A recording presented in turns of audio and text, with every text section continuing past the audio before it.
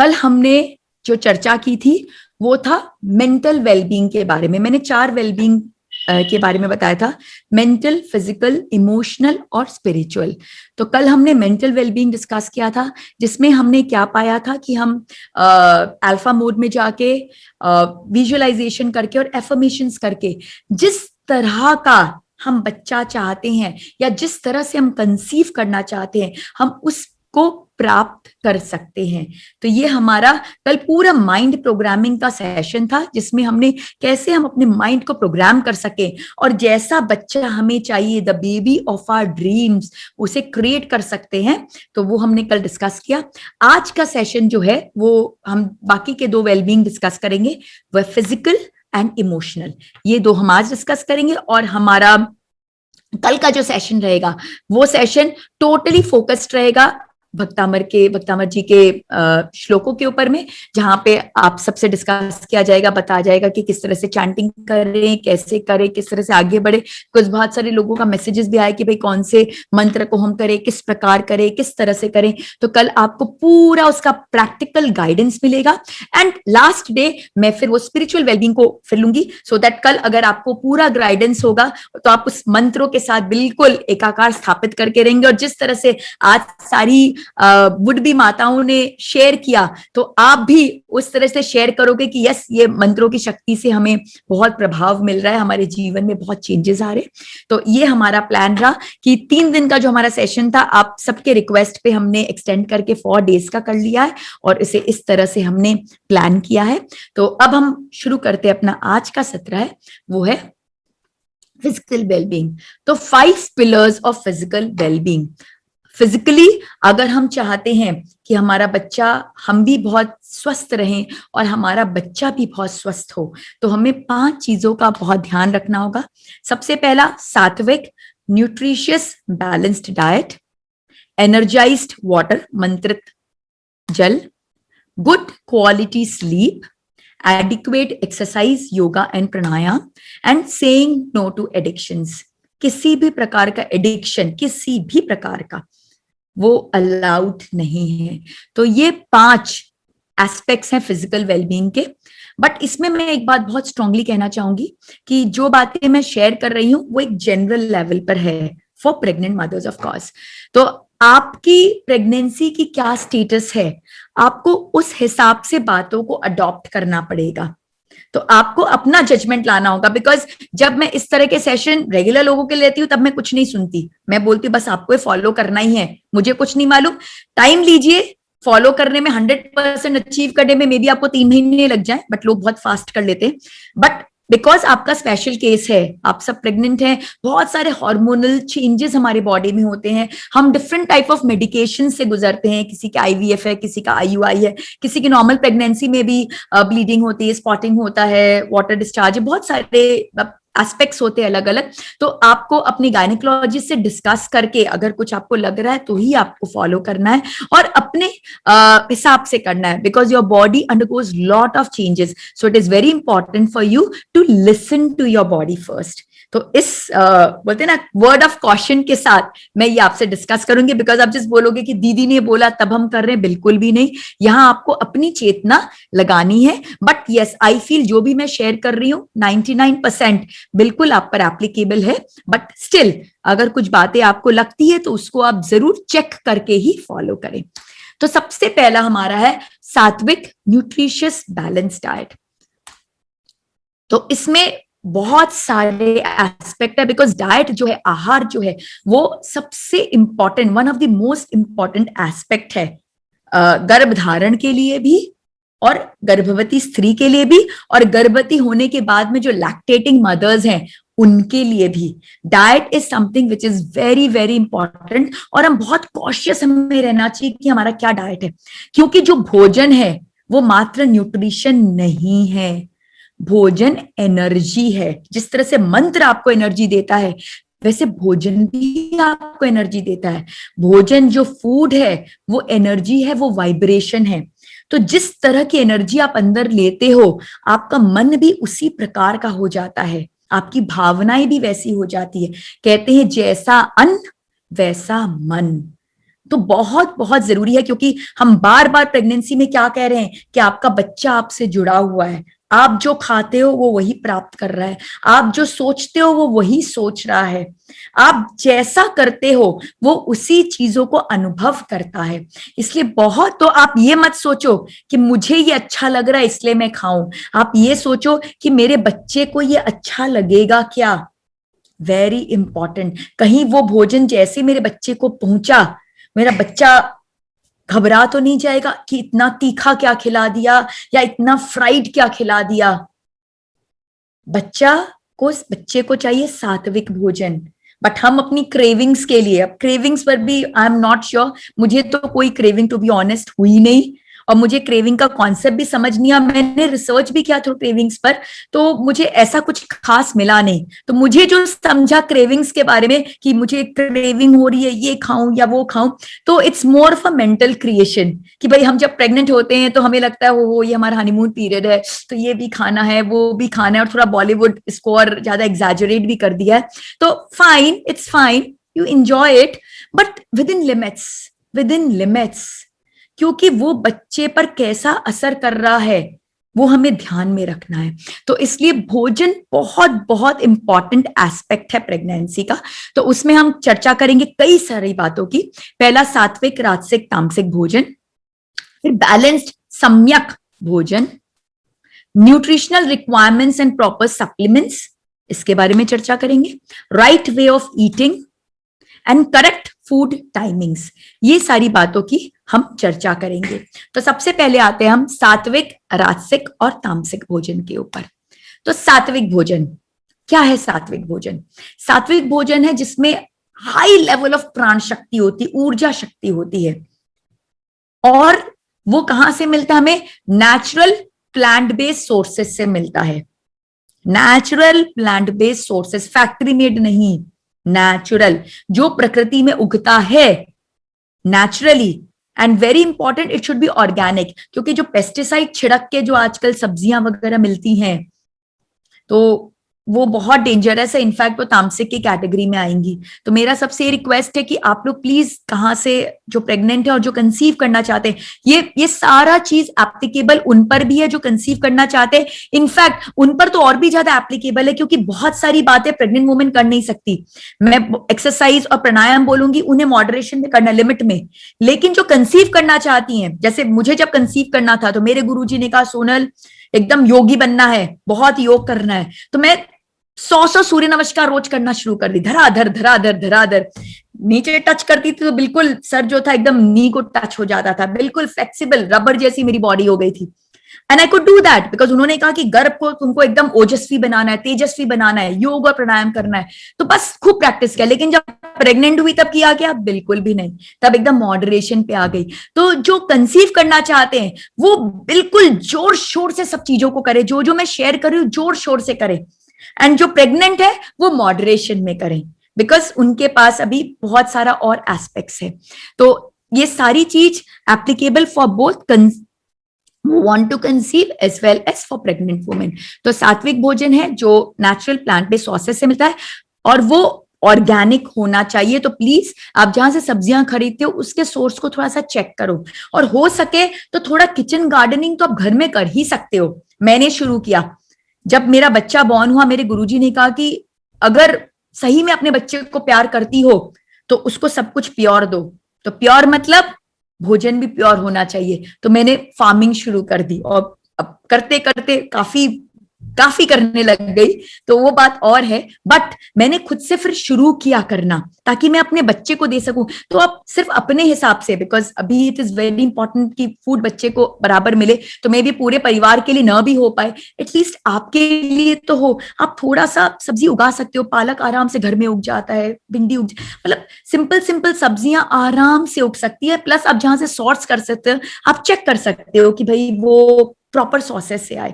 तो प्लीज इसका ध्यान दें, बिकॉज पेस्टिसाइड वाली जो सब्जियां हैं एक्चुअल में अभक्ष्य है, वो करेक्ट नहीं है। उससे बेटर तो फिर पैकेज फूड ही है, तो उसका ध्यान दें। एंड जो सात्विक भोजन होता है वो नेचुरल प्लांट बेस्ड सोर्सेस से होता है, प्लस वो बिल्कुल मॉडरेटली कुक्ड होता है। बिकॉज हम कोई भी खाने को जब खूब पकाते हैं तो उसका पूरा प्राण शक्ति समाप्त हो जाता है।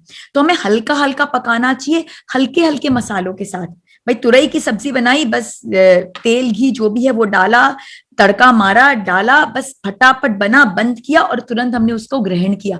वो सबसे सात्विक, सबसे पौष्टिक। जितना हम उसको गैस पे चला के उसको कुक करते हैं, जितना अग्नि देते हैं, जितनी ज्यादा अग्नि देते हैं उसका तत्व उतना कम होता जाता है। मॉडरेशन में अग्नि देनी है। तो जो सात्विक भोजन खाता है वो क्या होता है? योगी। दूसरा राजसिक। राजसिक क्या हुआ? यही नेचुरल प्लांट बेस्ड सॉसेस से आप ले रहे हो, लेकिन आप क्या कर रहे हो? आप अपनी कुकिंग की कला उसमें लगा रहे हो। खूब मसाले, तड़के, गार्निशिंग, डिफरेंट आजकल बहुत सारे सॉसेस अवेलेबल हैं, सब डाल वूल के आप उसको एकदम फैंसी फूड बना देते हो जो आपके जीवा को बहुत अच्छा लगता है। तो बेसिकली आप खाना किसके लिए खा रहे हो? आप पौष्टिकता के लिए नहीं खा रहे हो, आप अपनी जीभ के लिए खा रहे हो। तो ये आपको क्या बना रहा है? भोगी बना रहा है।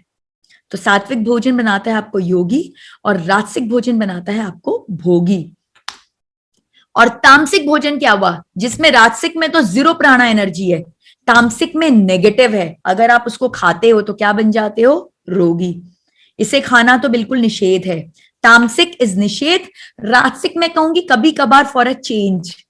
मनुष्य है तो बीच बीच में अच्छा लगता है कुछ फॉर अ चेंज, अपने रूटीन को ब्रेक करने के लिए। बट मेजॉरिटी टाइम आपको क्या खाना है? सात्विक भोजन, कभी कभार राजसिक, लेकिन तामसिक तो खाना ही नहीं है। अब तामसिक की लंबी लिस्ट है जो मैं आपसे शेयर करती हूँ। सबसे पहला नॉनवेज। आई एम श्योर यहाँ पे हार्डली कोई होगा, but still I love to share कि नॉनवेज हमें क्यों नहीं खाना चाहिए। बिकॉज नॉनवेज इज तामसिक भोजन, वो पूरा नेगेटिव एनर्जी से परिपूर्ण है। कारण क्या है उसका? पहला, ऑफकोर्स हम हिंसा करते हैं, वो तो कारण है ही। और दूसरा कारण क्या है कि जब कोई जीव स्लॉटर हाउस में जाता है, क्या जर्नी होती है एक जीव की? सबसे पहले उसे पकड़ा जाता है, स्लॉटर हाउसेस में भेजा जाता है। उस स्लॉटर हाउस में उस जीव को भली भांति पता होता है कि उसके साथ क्या होने वाला है। तो उसके अंदर कैसी एनर्जी भरी है? फियर की, एंजाइटी की, ट्रॉमा की। वो उस एनर्जी के साथ दिनों दिन रहता है और फिर एक दिन उसको पकड़ के उसका किया जाता है। और फिर उस समय जब उसे मारा जाता है, उस समय उसकी नेगेटिव एनर्जी पराकाष्ठा पे रहती है। तो आप सोचिए कि कितनी नेगेटिव एनर्जी उसकी बॉडी में ट्रैप्ड है। एंड देन उसके बाद उसे फैक्ट्री में भेजा जाता है जहां प्रिजर्वेटिव्स वगैरह डालते जाते हैं और हार्मोन्स इंजेक्ट किए जाते हैं, ब्ला ब्ला ब्ला ब्ला, बहुत कुछ होता है। तो बेसिकली जो प्लेट में नॉनवेज भोजन आता है वो भोजन नहीं है, वो नेगेटिविटी का भंडार है। और ऐसी नेगेटिविटी को जब हम खाते हैं तो हम भोजन नहीं खा रहे हैं, हम नेगेटिव एनर्जी को अपने अंदर समा रहे हैं। तो इसलिए नॉनवेज तो बिल्कुल निषेध है, उसे तो खाना ही नहीं चाहिए। दूसरा, plant based food grown with pesticides. Pesticide छिड़का हुआ जो खाना है वो भी बिल्कुल अभक्ष्य। बिकॉज पेस्टिसाइड मतलब क्या? ऐसे केमिकल जिससे हम जीव जंतु को मार रहे हैं। तो सोचिए, जीव जंतु को मारने वाला केमिकल लगा हुआ खाना जब आप खाते हो तो आपके अंदर भी तो केमिकल जा रहा है जो मारता है।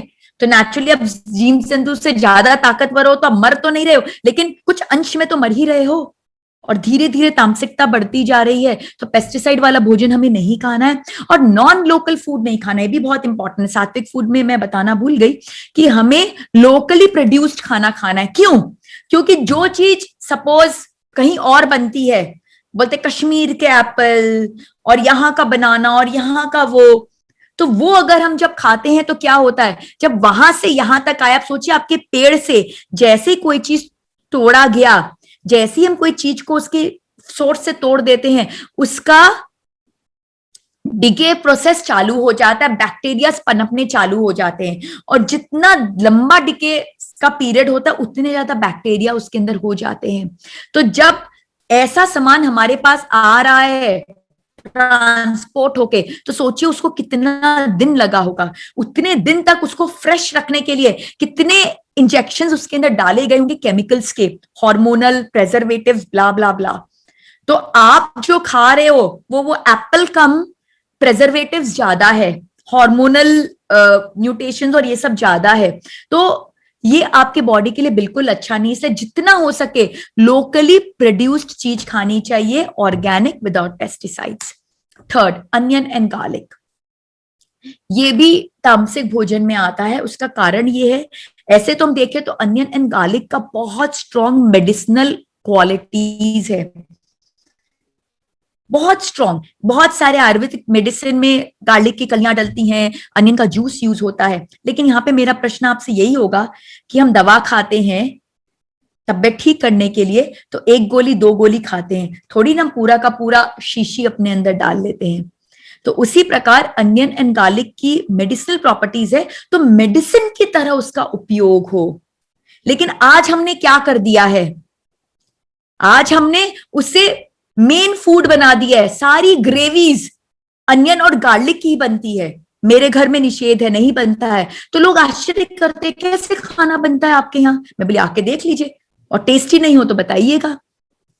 तो अनियन एंड गार्लिक को मेन इंग्रेडिएंट, मतलब सब्जी कुछ भी हो, बेस क्या, अनियन गार्लिक। और अनियन गार्लिक की प्रॉब्लम क्या है, ये मेडिसिनल प्रॉपर्टीज है but in small quantities. In greater quantities what it does, ये हमारे ब्रेन को इफेक्ट करता है और उसमें नंबिंग इफेक्ट क्रिएट करना शुरू कर देता है, हमारा ब्रेन कमजोर होने लग जाता है। It is not good at all. तो मैं सारी प्रेग्नेंट मदर्स को रिक्वेस्ट करूंगी, अनियन एंड गार्लिक को बिल्कुल आउट कर दीजिए अपने फूड आइटम से, at least till the time you are pregnant. And फिर वही बात मैं कहूंगी, और आपको इतना अच्छा लगने लगेगा खाना खाना कि बाद में प्रेगनेंसी होने के बाद भी आपको इच्छा होगी कि मैं इसी को कंटिन्यू करूं, इसी को कंटिन्यू, बिकॉज फिर आपको अनियन वाला, जो अनियन गार्लिक वाला फूड है ना, बहुत खाना खाती लगेगा, मेरे बॉडी में पूरा हीट क्रिएट हो गया, बिकॉज ये बहुत हीट क्रिएट करता है। तो हमें इसकी क्वांटिटी को बिल्कुल रिड्यूस करना, इनफैक्ट मैं तो बोलूंगी इस पीरियड में माइनस ही करिए, बिकॉज ऑलरेडी आपकी बॉडी में बहुत हीट जनरेटेड है बिकॉज ऑफ प्रेगनेंसी। आप फर्दर ऐसा फूड ना खाएं जो आपके बॉडी में और हीट क्रिएट करे। इनफैक्ट अनियन को जब काटते हैं तो क्या होता है, आंसू निकलता है। तो अपने आप ये प्रकृति इंडिकेट कर रही है कि भैया आंसू निकल रहे हैं, क्यों खा रहे हो, बट फिर भी हम खाते हैं। तो प्लीज इस बात का ध्यान रखें। Next, junk food and aerated drinks. Junk food, नाम ही उसका कहता है जंक, जंक मतलब कबाड़। तो ये जितने भी मार्केट के फैंसी फूड हैं, पिज्जा बर्गर, खाने की इच्छा तो घर में बना लीजिए ना, बहुत इजी है बनाना। यूट्यूब में तो हजारों रेसिपीज हैं, हमें क्यों डोमिनोज का ही पिज्जा खाना है, घर के बहुत अच्छे पिज्जा बनते हैं। तो मेरा वही कहना है कि ये जंक फूड आप बिल्कुल आउट कीजिए, बिकॉज आपके बॉडी को ये जंक बना रहा है, जंक। एंड एरेटेड ड्रिंक्स, इसे तो बाबा रामदेव टॉयलेट क्लीनर कहते हैं। तो सोचिए, जो चीज को टॉयलेट क्लीनर कहा जा रहा है उसे आप अपने बॉडी में डाल रहे हो, मतलब इसके आगे तो मैं आपको क्या बोलूंगी। Next, food cooked 3 to 4 hours before. कोई भी भोजन जब पक जाता है, जैसा मैंने कहा डिके प्रोसेस है प्रकृति का, जैसे ही अपने पेड़ से टूटा उसका डिके शुरू हो गया, फिर उसके बाद वो पका, तो पकने के बाद डिके प्रोसेस चालू हो गया। तो अब जितनी देर बाद खाना खाते हो उसका पोषण, उसकी पौष्टिकता उतनी कम होती जाती है।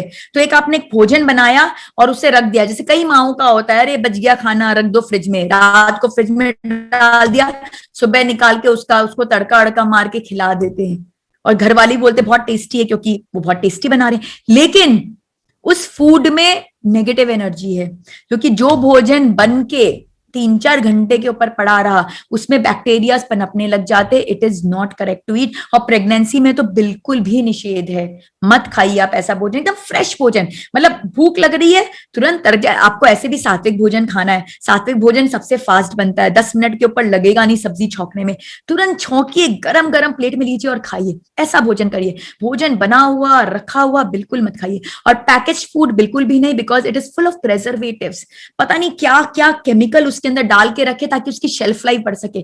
जिस सामान की जितनी लंबी शेल्फ लाइफ है वो उतना खराब है, क्योंकि प्रकृति का नियम है डिके होना, तो आप उस नियम को रोक रहे हो, ब्लॉक कर रहे हो, कुछ ना कुछ ऐसी चीज डाल के कि उसका डिके प्रोसेस रुक जाए। तो सोचिए, जो भी चीज नेचर के लॉ के अगेंस्ट चलती है वो तामसिक होती है, और जो नेचर के लॉ के साथ चलती है वो सात्विक होती है। तो package food is not allowed. Then very important, किस पात्र में आप भोजन बना रहे हैं। एल्यूमिनियम बिल्कुल भी नहीं यूज करना चाहिए, बिकॉज एल्यूमिनियम में जब हम भोजन बनाते हैं, परोसते हैं या खाते हैं, तो वो जब कांटेक्ट में आता है फूड के, तो सारी उसके जो केमिकल पार्टिकल्स है वो आते हैं जो बिल्कुल खराब होते हैं।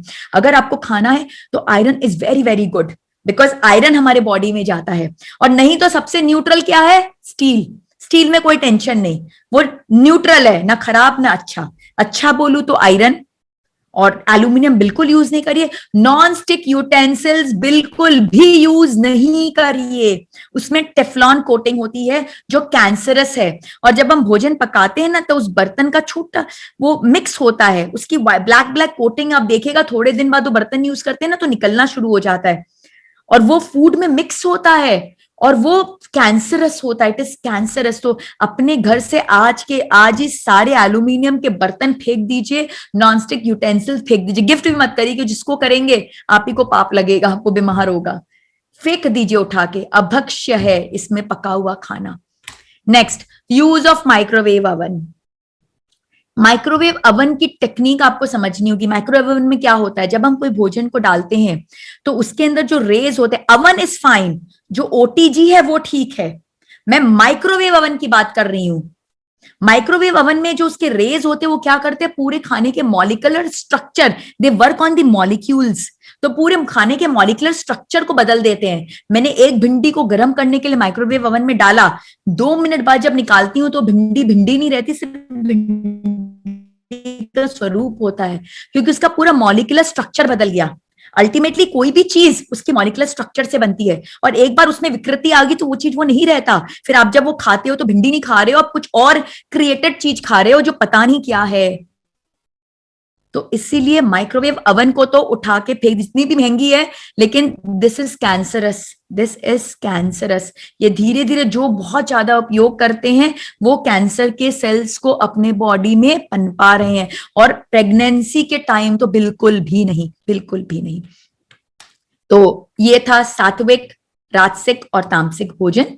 अब नेक्स्ट हम चलते हैं बैलेंस्ड, सम्यक भोजन। तो सबसे इंपॉर्टेंट, बहुत इंपॉर्टेंट है क्योंकि मैं इसकी भोगी हूं। During pregnancy one needs only 300 calories in excess to regular requirement. You don't eat for 2 adults। ये बहुत बड़ा मिथ है। हमारी दादी माँ सब कोई ज्यादा प्यार लुटाते, अरे भाई 2 का खाना खाना है, 2 का खाना खाना है, खूब खिला देते हैं। भाई मुझे तो इतना खिलाया कि मैंने 35 किलो गेन कर लिए थे। और फिर ऑफ कोर्स लूज तो किया मैंने, साल भर में मेरा एकदम कमिटमेंट था कि अपने बच्चे के फर्स्ट बर्थडे में एकदम वो पहले वाले कपड़े पहनूंगी, और पहन भी ली। लेकिन 35 किलोज, माय गॉड, मैं तो शॉक में आ गई थी। मेरा जिस दिन जापा खत्म हुआ उस दिन तो मुझे लगा पता नहीं मैं, क्योंकि मम्मी ने मेरे क्या किए थे, पूरे कांच के ऊपर में पेपर चिपका दिया था, तो मैं रियलाइज नहीं की थी मैं कितनी फैलती जा रही हूँ। और फिर उसके बाद जब 40 डेज बाद सब खोला और घर के अपने रूम के बाहर निकली तो मैं तो शॉक में आ गई कि हुआ क्या। And then I realize that I should tell everybody that please, आपको सिर्फ 300 कैलोरीज एक्स्ट्रा लगते हैं, आप 2 adult का खाना नहीं खाते हो। In fact it is wrong, it is absolutely wrong, क्योंकि डाइजेशन क्या सबसे बड़ा चैलेंज है फॉर प्रेग्नेंट वुमेन। सबसे बड़ा चैलेंज आपका क्या हो रहा है, स्टमक जो है बिल्कुल, ऐसे भी स्टमक की साइज कितनी है, सिर्फ मुट्ठी बराबर। हम हर इंसान का stomach is only the size of the fist, only the size of the fist. और प्रेगनेंसी में इससे भी छोटा हो जाता है, बिकॉज बच्चा फैलता है, तो गर्भाशय में बच्चा फैलता है, तो जितने भी हमारे डाइजेशन के ऑर्गन्स हैं सब दबते जाते हैं। तो सबसे बड़ा चैलेंज जो प्रेगनेंसी में है वो डाइजेशन है। इसलिए हार्ट बर्न्स की, एसिडिटी की, इस तरह की बहुत सारी प्रॉब्लम होती है, कॉन्स्टिपेशन, ये सारी प्रॉब्लम फूड रिलेटेड होती है। हमें खट्टे डकार आते हैं, बहुत सारी प्रॉब्लम्स होती है। क्यों? क्योंकि digestion is the main challenge for us, for pregnant women. So it is very important कि हम क्या खाना खा रहे हैं उस पर ध्यान रखें। तो इसलिए बहुत जरूरी कि हम फाइबर, जिस भोजन में फाइबर ज्यादा है हम वैसा भोजन खाएं, क्योंकि फाइबर को डाइजेस्ट करने में कम मेहनत लगती है। जो चीज जितनी रिफाइंड होती है वो उतनी खराब, उतनी खराब। सबसे अच्छा दलिया, उसके बाद सूजी, सोर्स एक है, गेहूं से ही सब बनता है। गेहूं उसको जब दरदरा पीसा तो बना दलिया, और उसको थोड़ा बारीक किया तो बनी सूजी, और बारीक किया तो बना आटा, और फिर जब एकदम बारीक कर दिया, बिल्कुल मतलब कुछ रहा ही नहीं, एकदम चिकना कर दिया तो बन गया मैदा। तो मैदा तो बिल्कुल खाना ही नहीं। मैं एक बात भूल गई, इसके पहले तामसिक भोजन के स्लाइड में बिल्कुल मैदा, जितनी भी व्हाइट थिंग्स है, सॉल्ट, शुगर एंड मैदा, तीनों को बंद कर दीजिए। तो बोलेंगे शुगर की जगह फिर मैं क्या खाऊं? गड़ी शक्कर खाइए। गुड़ मैं सजेस्ट नहीं करूंगी बिकॉज गुड़ हीट क्रिएट करता है और अभी हमको अपनी बॉडी में हीट नहीं क्रिएट करना है। अदरवाइज नॉर्मल कंडीशंस में गुड़ इज गुड, लेकिन आप गड़ी शक्कर खाइए, शुगर नहीं खाइए, बिकॉज शुगर जो है वो क्या करता है? Sugar is cancerous. शुगर के जब पूरे प्रोसेस को आप देखेंगे तो बिल्कुल रॉन्ग है। Sugar is cancerous. आपको गड़ी शक्कर खाने से ऐसे मिलती है, ऐसे बड़ी बड़ी गड़ी मिलती है जिसको कूट के हम खाते हैं, तो गड़ी शक्कर खाइए। नमक भी कैंसरस, व्हाइट सॉल्ट जो है कैंसरस, टेबल सॉल्ट, टाटा नमक कैंसरस। क्या खाना है? सेंधा नमक खाना है। तो प्लीज ये चेंज करिए। और मैदा एकदम खराब, अभक्ष्य। तो 3 अभक्ष्य चीजें और है, 3 वाइट्स, मैदा, नमक एंड चीनी। चीनी की जगह गड़ी शक्कर, नमक की जगह सेंधा नमक, और मैदा तो बिल्कुल आउट, रिप्लेस इट विद आटा। मैं सही बताती हूँ, आटे से भी खाना उतना ही अच्छा बनता है। नान, हर चीज, हर चीज, मतलब जो रेसिपी में मैदा लिखा है मैं उसको तुरंत रिप्लेस कर डालती हूँ आटा के साथ में, एंड कोई डिफरेंस नहीं आता, ट्रस्ट मी। वो एक माइंडसेट है, वो मैदा बेचने वालों ने वो मार्केटिंग, ये सब मार्केटिंग गिमिक्स है। जिनको जो बेचना था उन्होंने एकदम मार्केटिंग कर करके हमारे दिमाग में उसको सेट कर दिया। बट नहीं खाइए, आप नहीं खाइए। हमें फाइबर रिच खाना खाना है so that digestion is better. अब एक बैलेंस्ड डाइट क्या इंक्लूड करता है? सीरियल्स, जो हाई फाइबर ग्रेन्स खाइए आप, व्हीट हुआ, राइस हुआ, जवार हुआ, बाजरा हुआ, ये सब खाइए। लेज्यूम्स एंड पल्सेस, ये प्रोटीन रिच है, तो इसमें दाल हो गया, छोला हो गया, राजमा हो गया, ये सब खाइए। वेजिटेबल्स एंड फ्रूट्स बहुत जरूरी है बिकॉज ये हमें इम्यूनिटी बिल्ड करता है। बट यहां पे वही कहूंगी, locally available organic vegetables and fruits, please. Dairy products, very, very, very important because it is a very rich source of calcium, iodine, and it helps in the development of healthy bones and teeth. तो माँ के लिए भी और बच्चे के लिए भी, दोनों के लिए भी दूध बहुत जरूरी है, दूध के प्रोडक्ट्स। बट यहाँ पे फिर से मैं कहूंगी, source of milk please check कीजिए, देसी गौ माता का ही दूध होना चाहिए। बिकॉज आप जर्सी का अगर पीती हैं तो मतलब ये सब फिर टाइम हो क्या रहा है, 4:30 बज रहे, बहुत कुछ करना है, टाइम भागे जा रहा है। तो ये भी बहुत बहुत इंपॉर्टेंट है बिकॉज जर्सी गौमाता का जो दूध है वो दूध नहीं है, वो दूध नहीं है। बफेलो का भी दूध नहीं है। अगर हम जो दूध कहते हैं वो सिर्फ देसी गौमाता का है। मदर मिल्क के निकट, मदर मिल्क के कंपैरिजन में तो एक्चुअल में दुनिया में कोई चीज बन ही नहीं पाई, क्योंकि वो मदर मिल्क भगवान ने बनाया, उनके मैचिंग का कुछ भी नहीं है। तो मदर मिल्क के निकट अगर कुछ है तो वो देसी गौमाता का दूध है। तो प्लीज आप लोग सब सोर्स कीजिए कि कहां से देसी गौमाता का दूध मिल सके और उसी को खाई पीजिए। बिकॉज अगर आप जर्सी का पियेंगे तो मैं बोलूंगी मत ही पीजिए, फायदा नहीं है। घी भी देसी गौमाता का घर में बना के आप उसको यूज कीजिए, क्योंकि मार्केट में जितनी भी चीजें अवेलेबल है वो सब मार्केटिंग के लिए अवेलेबल है। तो हमें कोशिश ये करनी कि हम कैसे उसमें शुद्धता लाए, या फिर अपने सॉसेस को ढूंढे और उसको हम अवेलेबल कर सके। And then lastly, fats and sugars. Sugar में जैसा मैंने कहा, नॉर्मल शुगर नहीं, गड़ी शक्कर। और फैट में भी मैं कहूंगी कि अनसैचुरेटेड होना चाहिए। रिफाइंड ऑयल बिल्कुल यूज करना बंद कर दीजिए, it is not good at all.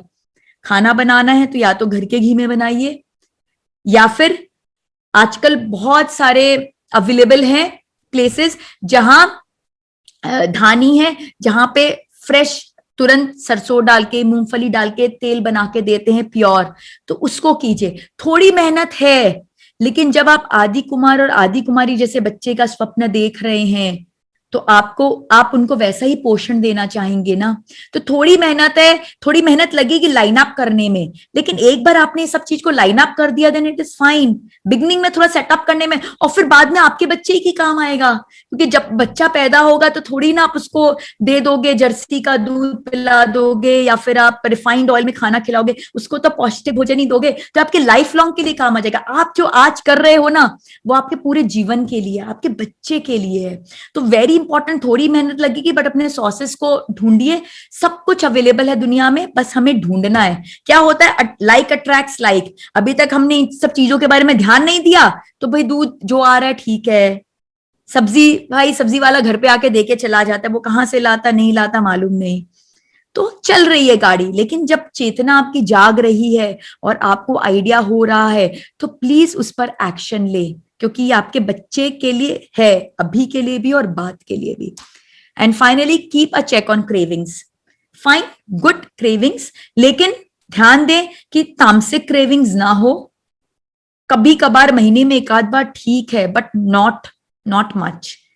और दैट्सिक भी थोड़ा बहुत, बट मेजरली सात्विक होना चाहिए।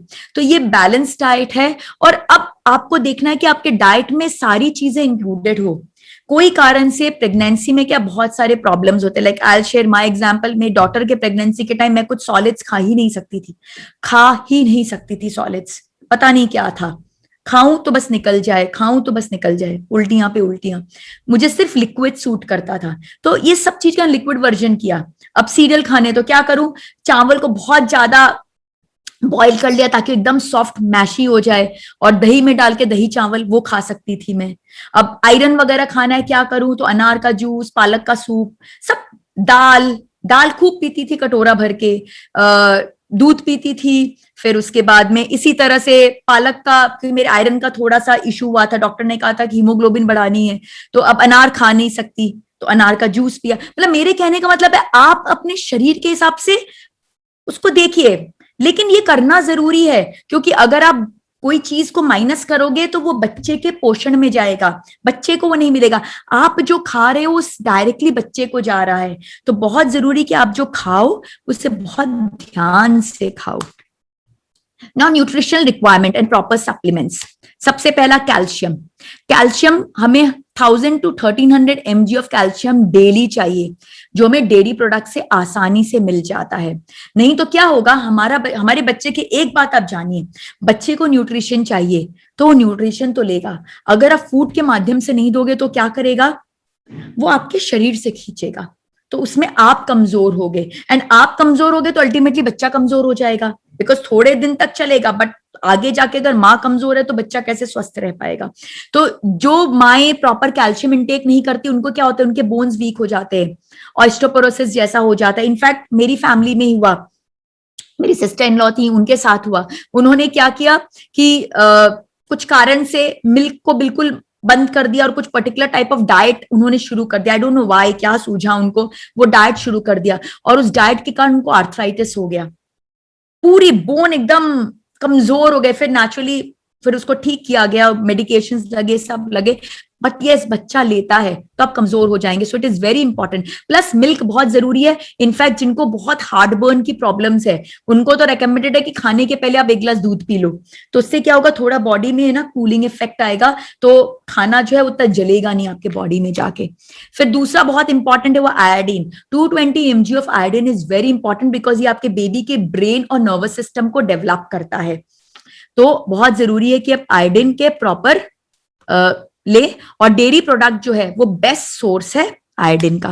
नेक्स्ट फॉलिक एसिड, ये तो बहुत जरूरी है। इनफैक्ट कंसेप्शन के स्टेज से फॉलिक एसिड पे डाल दिया जाता है। अगर कोई गायनेकोलॉजिस्ट के पास जाते हैं और हम कहते हैं कि वी वांट टू कंसीव, तो सबसे पहले फॉलिक एसिड की मेडिसिन ही देते हैं। तो हमें 0.64 mg ऑफ फॉलिक एसिड हमें बहुत जरूरी है। एंड ये लीफी वेजिटेबल से मिलता है, लेज्यूम्स मतलब दाल वगैरह ये सब से मिलता है। बट अगेन मैं बार बार कहूंगी, it should be organic and locally produced, because ये बच्चे में बर्थ डिफेक्ट्स को रोकता है और हेल्दी ब्रेन सेल्स को प्रमोट करता है। तो फॉलिक एसिड तो इनफैक्ट कंसेप्शन स्टेज से throughout pregnancy doctor as a supplement ही दे देते हैं। और अगर हम उसको फूड में, because I always feel one thing, मुझे सप्लीमेंट्स में ना बहुत ज्यादा विश्वास नहीं होता, because anything which is not natural is not that great. तो मैं इसलिए ये लिस्ट आपसे शेयर कर रही हूं कि आप ध्यान दें कि आपका जो फूड है वो ये सब चीज को इंक्लूड कर रहा है कि नहीं कर रहा है। नहीं कर रहा है तो उसको इंक्लूड कराना शुरू करें, बिकॉज अदरवाइज क्या होगा, अब आयरन कम हो जाए आपके बॉडी में तो डॉक्टर क्या करेगा, आयरन की मेडिसिन दे देगा। आयोडीन कम होगा, आयोडीन की मेडिसिन, क्योंकि सप्लीमेंट्स तो फिर आपको देंगे ही देंगे। बट आप क्यों सप्लीमेंट खाओ? सप्लीमेंट अकॉर्डिंग टू मी, सबका अपना अपना थिंकिंग प्रोसेस है। I know many people they just pop in medicine, but I just don't like to take, मतलब जब तक फाइनल स्टेज नहीं आती मैं मेडिसिन नहीं खाती, बिकॉज आई फील हमारी बॉडी में इनफ हीलिंग कैपेसिटी है। और हम ज्यादा मेडिसिन जब खाते हैं तो क्या होता है, हम अपनी हीलिंग कैपेसिटीज को बोलते हैं कि that I don't trust you, तो धीरे धीरे काम करना बंद कर देता है। तो आप देखोगे जो लोगों को ज्यादा दवा खाने की आदत है, उनको ज्यादा दवा की आवश्यकता भी होती है, और जो लोग दवा नहीं खाते उनको दवा खाने की आवश्यकता नहीं होती है। Just try to understand, this is law of nature, कि जिसको आप जैसा वैल्यू दोगे वैसे ही होगा। Next is iron. 27 mg of iron is very important. And iron rich food क्या है? पालक है, अनार है, बीन्स है, ये हमारे हीमोग्लोबिन को बनाता है, very very important. And finally vitamin C बहुत जरूरी है, हमें 80 to 85 mg of vitamin C चाहिए, बिकॉज ये क्या करता है, ये आयरन को एब्जॉर्ब करने में हेल्प करता है, प्लस हमें इम्यूनिटी प्रोवाइड करता है, स्पेशली कोरोना के पीरियड में वी नीड गुड इम्यूनिटी। तो विटामिन सी बहुत बहुत जरूरी है। और best source of vitamin C क्या है? ऑरेंज है, ग्रेप फ्रूट है, कॉलीफ्लावर, ब्रोकली, ये सब बहुत अच्छे सोर्सेज हैं। सो जस्ट इंश्योर कि ये सारे सप्लीमेंट्स आपको अपने नेचुरल वे में मिल जाएं।